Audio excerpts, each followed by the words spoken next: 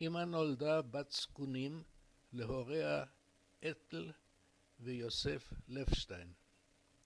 משפחה בעלי תעשייה בלודג'. לאחותה הבכירה אידה פודלישבסקי קרמזין היו שתי בנות, לולה ומלי. את מלי הכרתי עוד בברלין. שם ניסתה ללמד אותי רוסית כשהייתי בן 4, ושוב פגשתי אותה בפריז וחיבבתי אותה מאוד. לאחותה נולדו בן ינק ובת.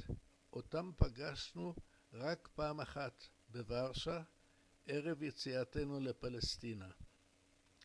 שני אחיה, יוליוס ובוריס, ישבו לרוב בלודג', כמעט אינני זוכר אותם.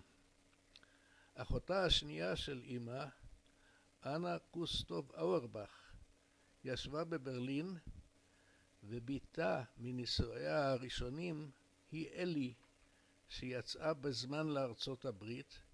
היא נפטרה בסן חוזה. ממנה קיבלתי סימן חיים שמלי שרדה את המלחמה בזהות פולנית, ואפילו עוד ביקרה עם בעלה בבלגיה. אבל בגלל השנאה והרדיפות שהתחדשו אחרי מלחמת ששת הימים, הכחישה את מוצאה היהודי. שינתה את שמה ופחדה לקיים כל מגע עם מכרים. למעשה הושמדה כל משפחת אמא בשואה.